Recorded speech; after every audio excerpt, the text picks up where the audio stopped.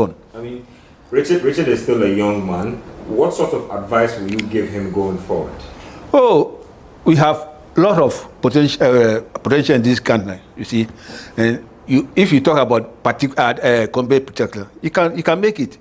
You see, in boxing, you have to be committed to whatever you want to do. Like it's a profession. Yeah. Take it as a profession. Don't take it as a hobby. Yeah.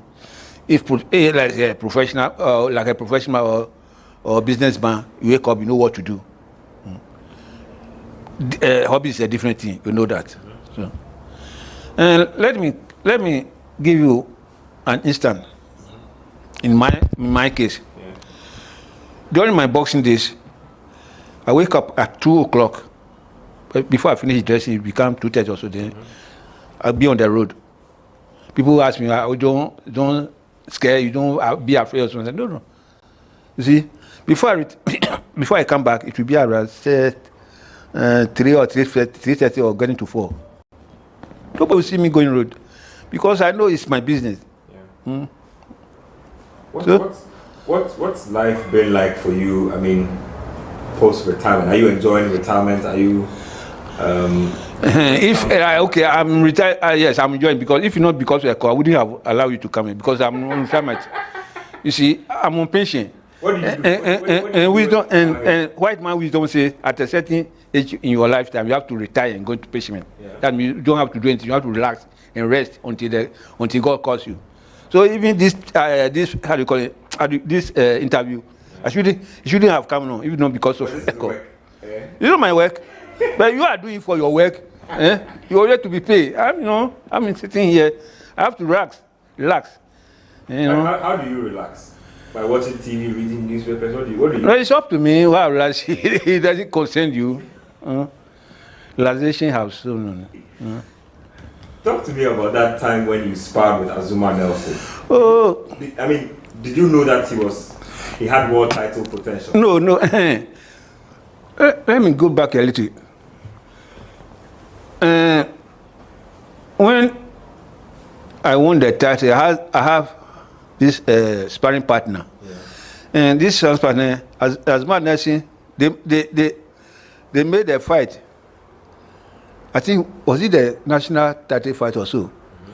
Then I knew Azuma could go to places. Mm-hmm. So when the handlers signed him, I don't know who advised them. Then he came. They said, "Oh, I should." I think they wanted to see how he could do. Yeah. So they let him come and spar with me.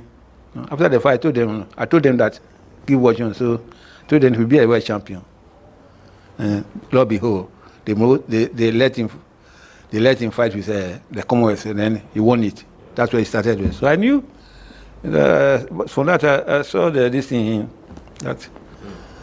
Finally, I mean, before we leave you, if you have anything to say to the handlers of Ghana boxing now, any bit of advice you think that we can apply to our boxing to make it better, what would it be? You asked a question. I don't know whether you really asked that question, but I'm thinking whether or not you said past boxers compared to this situation. In what days? I would say our days. We used to box, not fighting. We have two things. Yeah. We have two different kinds: boxing and fighting. Yeah. Boxing, you combine jabbing. Mm-hmm. We call jabbing, then fighting. But these days they always fight. You don't agree with me? Yeah, so they always fight. No. We combine. Okay, the British box, but Americans fight. And so if you want to be a good fighter, you have to combine both. The boxing, then the fight. You jab, then do it. So these days you see them both. You see, that's the difference between the former boxer and the present. And the present boxers always say maintain that they fight unless. Well, how would I put it? Trophies. Trophies that are lined up the world. Just point a few of them out to us, and when you won these ones, and what they mean to you as a person. What is this? This. And when did you win this? This is this trophy. Is the one I won. Between me and Fukuyama. Okay. This is 1976. And I see this one here also, a citation given to you by the sports ministry. May he so rest in peace, the Honorable Kojo Baredu from back in the day. This was given to you for knocking out Teddy Walker to become the national champion. Yeah, that was. When was that? Was it 66 or so? Yeah. Yes. And this was, like you said, 1969 actually. 69. Yeah. Okay. Before I left, before I left Australia. Okay. And this another thing. So hold on, what belt is this? The first ever weight belt that arrived the shores of Ghana. This was the one they brought weeks after the fight. Exactly. Wow. You see how ugly it is. Very old. It doesn't seem like a 30 belt. Yeah, as compared to this present. Yeah. I see a few certificates here, but let's talk about your trophy. Your trophies look more interesting. This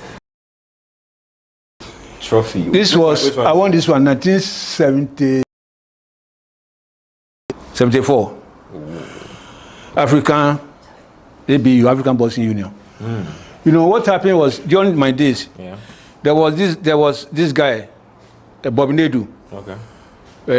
He's a South African. Okay. He was a publisher of what? I forgot the book.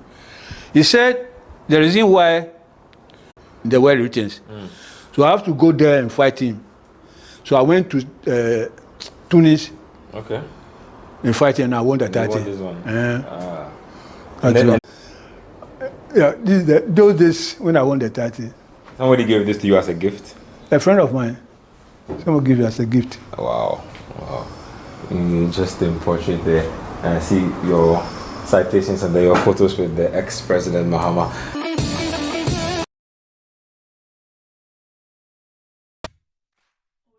The champion has told his story in his own words. Well, I've enjoyed myself thoroughly and I've been educated as well.